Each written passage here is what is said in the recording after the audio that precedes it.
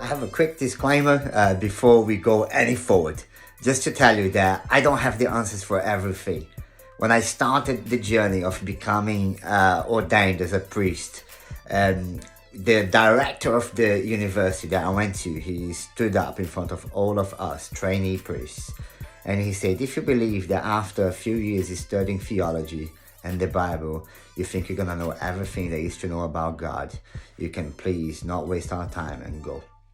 And I found that so challenging and so encouraging at the same time. Because reality is, friends, we don't know it all. None of us. A lot of us believe that we do, and a lot of us believe that our interpretation of the Bible is the correct one, or our interpretation of recovery is the correct one, or our interpretations of life is the correct one. Reality is that it's just people hiding behind their insecurities. We don't know it all. This video is just here to bring awareness, to challenge our thinking, and to share my experience. And I do believe and hope and pray that my experience will bless you and that it will help you to achieve freedom like I have achieved. It's a privilege to have you here with me today. My name is Raff, or Rev Raff. I'm a priest for the Church of England here in the United Kingdom, and I'm also a recovering addict. The weird accent comes from Brazil, where I originally come from. And in this podcast, we're going to be addressing things such as addiction, trauma, abuse, mental health, faith, and recovery. I've experienced all those things in my lifetime, and I have found freedom by the help of so many people and by the grace of God. And the aim of this podcast is to address such topics and to bring hope to those that, like me, once upon a time were living in darkness. So I hope that this podcast and the videos that we're going to be discussing in here blesses you and all those that might need to watch it one day. Today's topic is called Fighting the Wrong Fight. I don't know if, like me, you have this memory, but when I was a child growing up in Brazil, going to school, I remember being in class and I would be trying to concentrate in what the teacher was saying, and all of a sudden somebody would slap me from the back like that. And I would look back and I couldn't see who was slapping me. And another 5 seconds, I'm trying to concentrate again, and again the slap would come. And I would look back and I couldn't find it. And that story repeated itself throughout my life. But now outside of school, I was being slapped by so many different things and from so many different angles, and I didn't know who was slapping me. I didn't know if it was mental health. I didn't know if it was addiction. I didn't know what was going on. And I have a story to share with you guys. So my older sister, she suffered from headache for a long time. And she would struggle no matter what medication she took. She took ibuprofen and she took paracetamol. And she went to see the doctor so many times, and they would keep describing this medication to her.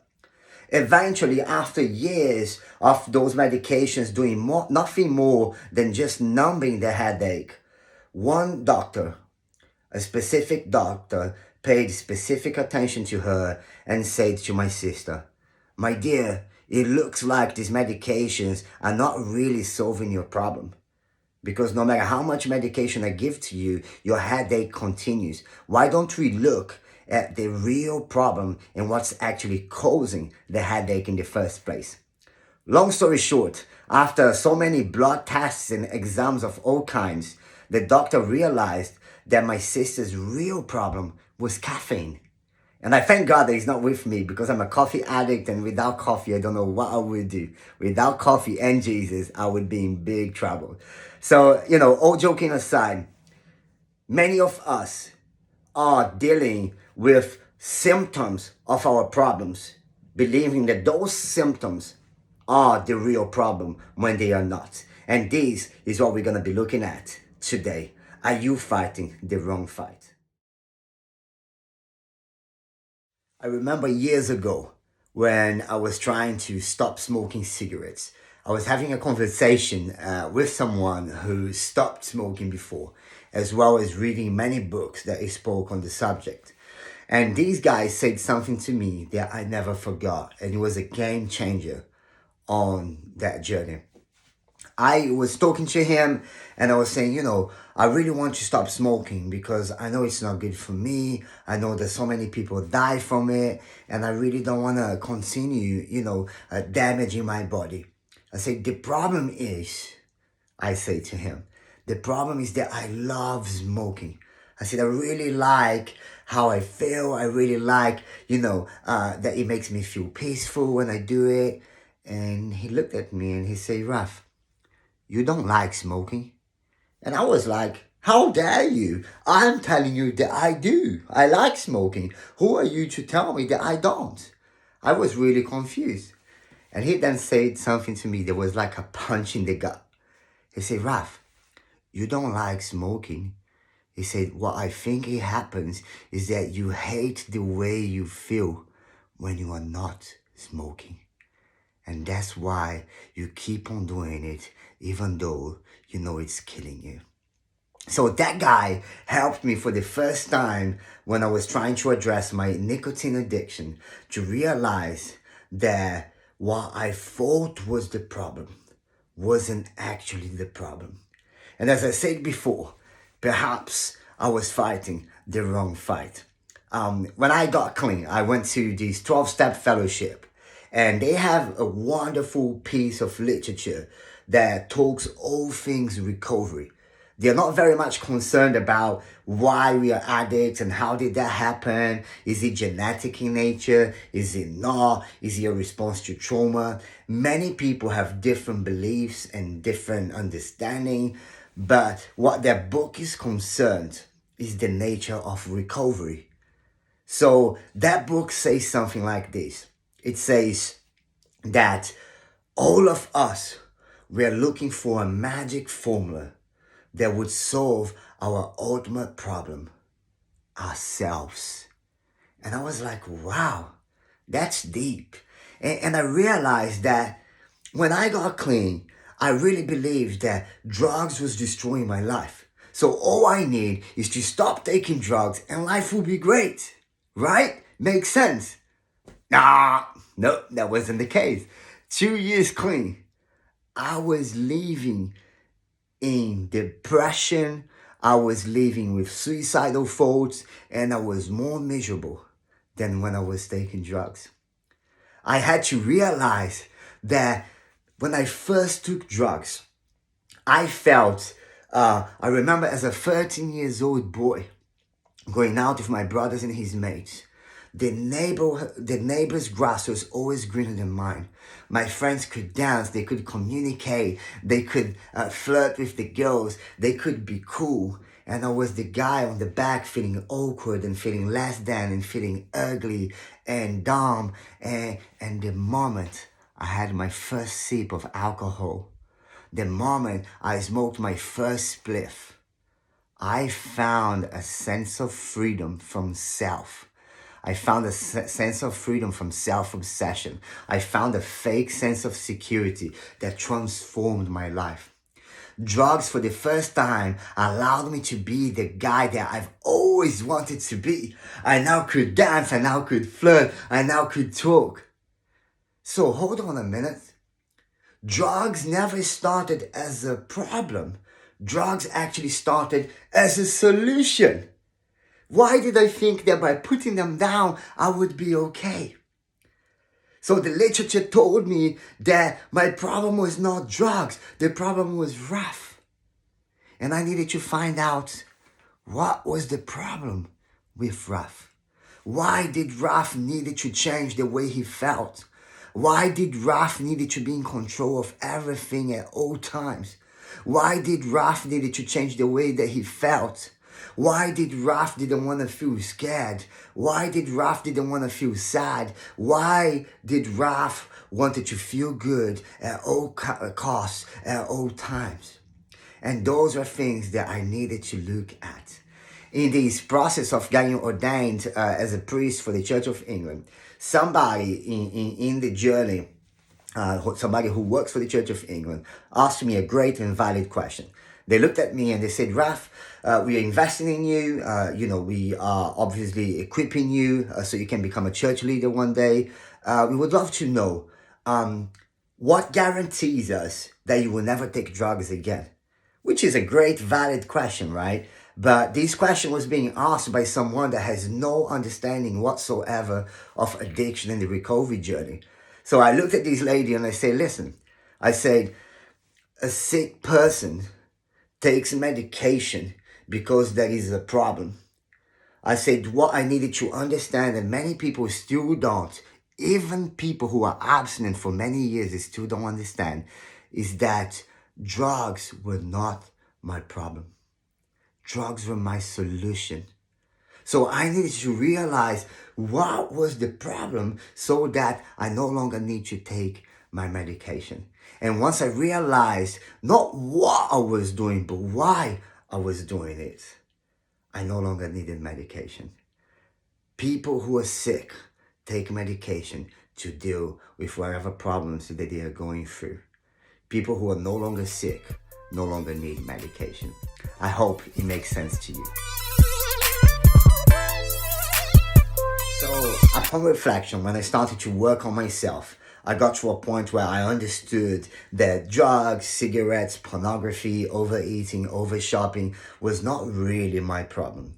Those things were coping mechanisms. Those things were things that I used to make myself feel temporarily good. So as a result of realizing that putting drugs down or putting pornography down or putting cigarettes down wasn't going to make me feel good in the short term, it was going to make me feel bad in the short term, but great in the long term. So depending on what I was going to do upon the moment of abstinence was going to determine for how long I was going to be free from. Many people, they substitute one addiction for another, like I did for many years. I would stop drugs, but I would get addicted to alcohol. I would stop alcohol, but I was going to get addicted to relationships. I was going to stop, seeking relationships, but I was going to get addicted to buying things that I don't need. And you know this story, right? So I realized that those things were not my problem. And I started to look at my problem. And guess what? My problem is me. And your problem is you. And I'm not saying that you are wrong and that you're a bad person, or that I'm a bad person, but we are human beings living in a broken world. And we all have issues and baggages that were given to us by our parents, by our families, by our societies. And we all struggle with unhealthy and untrue belief systems about ourselves, others, and the world around us. So I started to look not at what I was doing, but why I was doing what I was doing. Why was I doing things that were doing no good to me? But even though I knew that it was not good to me, I kept on doing them. And it reminds me of something that Paul talks in the Bible. Paul talks in the book of Romans that for the things that he wanted to do, he couldn't do. But the things that he didn't want to do, those things he kept on doing. So Paul was stuck in this battle between the flesh and the spirit. He wanted to do what was good, but he couldn't. And he wanted to stop doing what was bad, and he couldn't.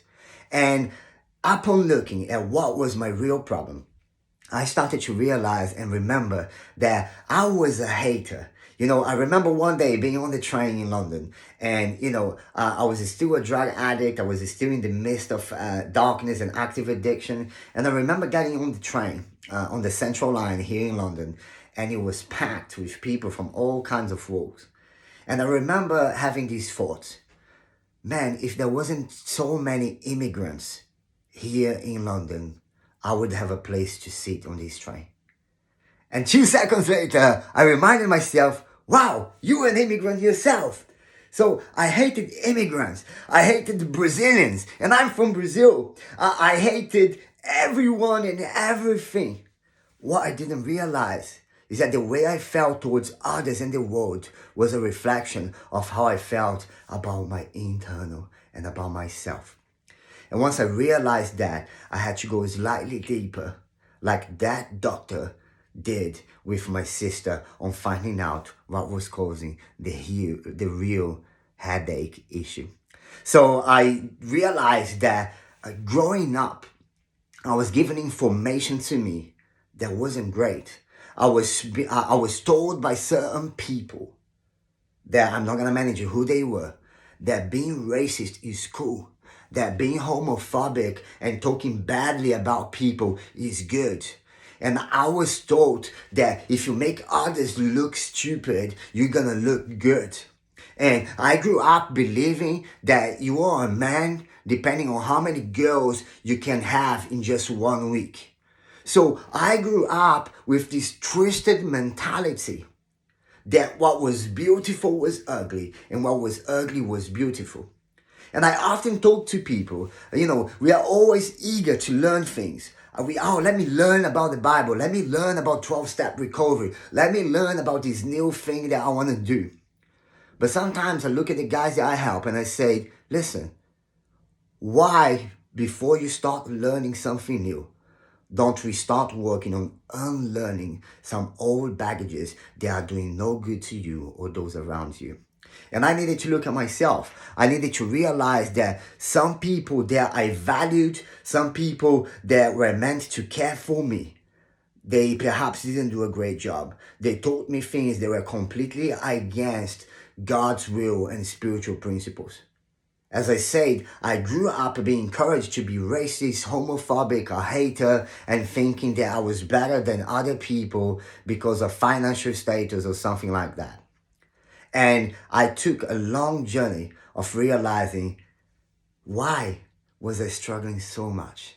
And things started to make sense. The jigsaw started to fit one piece with the other. I had issues, for example, I could never make a relationship work. I would have a girlfriend and all of a sudden I would be sick of that girlfriend and I would cheat on them.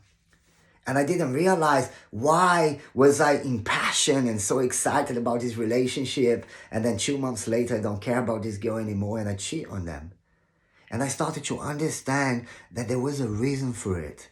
That there were things that happened to me as a young child.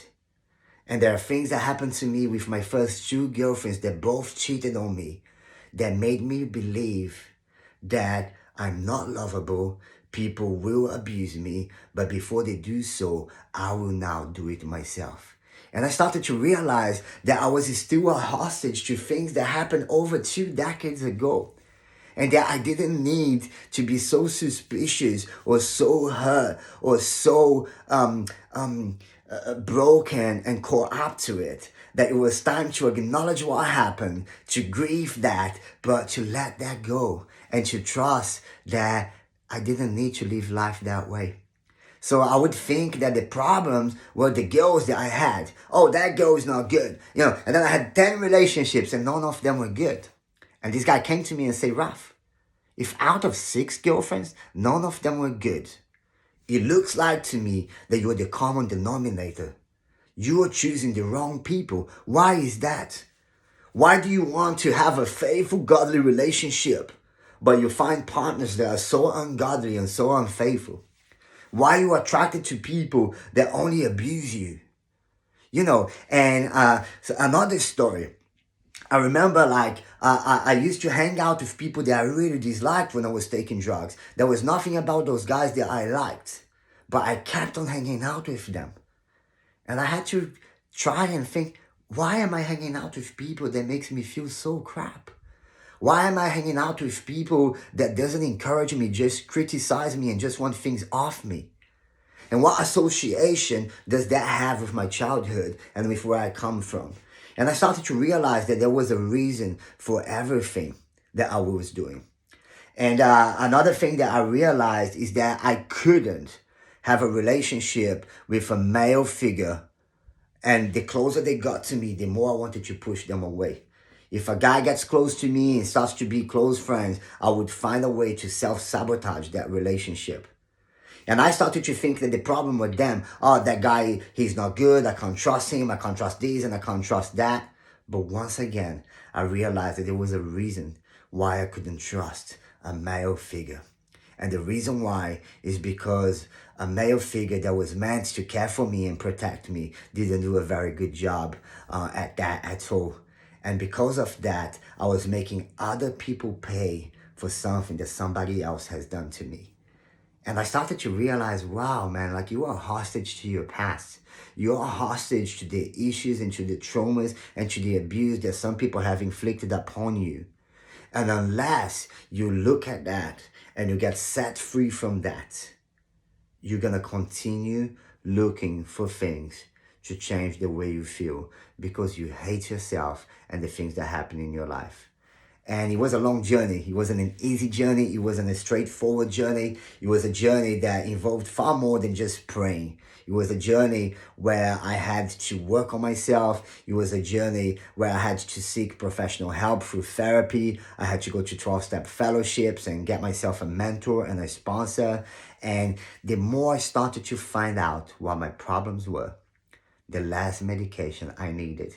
And I went from being a guy that was completely in darkness, completely caught up to addiction, to being free today from drug addiction and alcohol addiction for nearly 10 years. And I'm free from pornography addiction, and I'm free from cigarette addiction, and I'm free from so many types of addiction that I never believed I would be. And some of them I didn't even want to be free from because I enjoyed them. But God has used therapy. God has used friends. God has used so many things to help me to achieve the freedom that I have found. And I think in the following podcast, we're going to be looking at the topic, how passive faith can be so dangerous. Because I've been to so many churches and so many places where they would say, don't worry, my son, I will be praying for you and you're going to be okay. But that wasn't the case. Things kept getting worse. And I realized that although God moved the mountains, He's asking me to bring my shovel. He's asking me to do the 50-50 of that relationship, because the God that I believe and the God that I serve is a relational God. He loves you and He loves me, and He wants us to partner with Him in all the works that He's doing in our lives and in our world.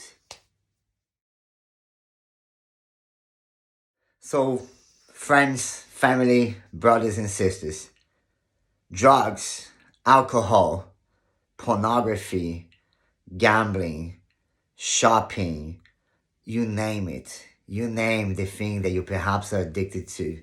You name the things that perhaps you are reaching out to feel good temporarily. You know what that is. You don't need to tell anyone here in the open.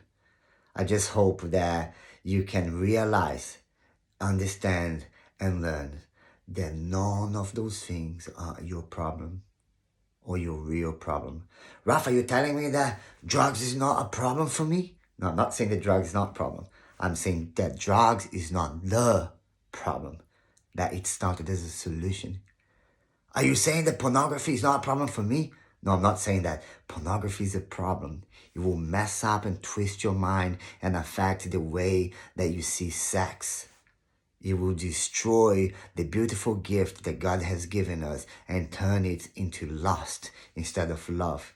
What I am, however, saying is that porn is the medication that you utilize to feel temporarily good about yourself because you don't like something that's going on in your life. Perhaps a current thing or a past trauma or an issue or baggage that you're carrying. So, if porn, drugs, alcohol, and all those things that we are doing is not the problem, then what is the problem? There is a passage in the Bible in the book of Lamentations 3:40 that says, let us examine our ways and return it to the Lord.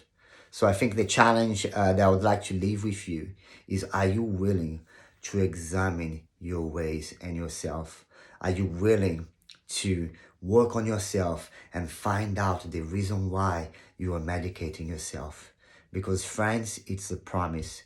Once you do realize why you're taking medication for so long, you will stop having to take that medication. I would like to just pray for each of you as I finish today's podcast. Father God, I thank you so much for day one of this podcast. I thank you, Lord, for everything that you do for each of us. I thank you for your love. I thank you for your grace, and I thank you for your mercy. Thank you that each morning your grace is renewed afresh. Thank you that every day you offer us a new opportunity to write a new chapter in our lives. God, I just pray for each person watching this podcast. I pray that as they examine themselves, Lord, as they look into their issues and traumas and baggages, that, Father, they wouldn't do it on their own. Father, would you put in their way a mentor, a sponsor, a counselor, a therapist, a pastor, someone, Lord, that would help them to navigate through this painful but healing, awesome process.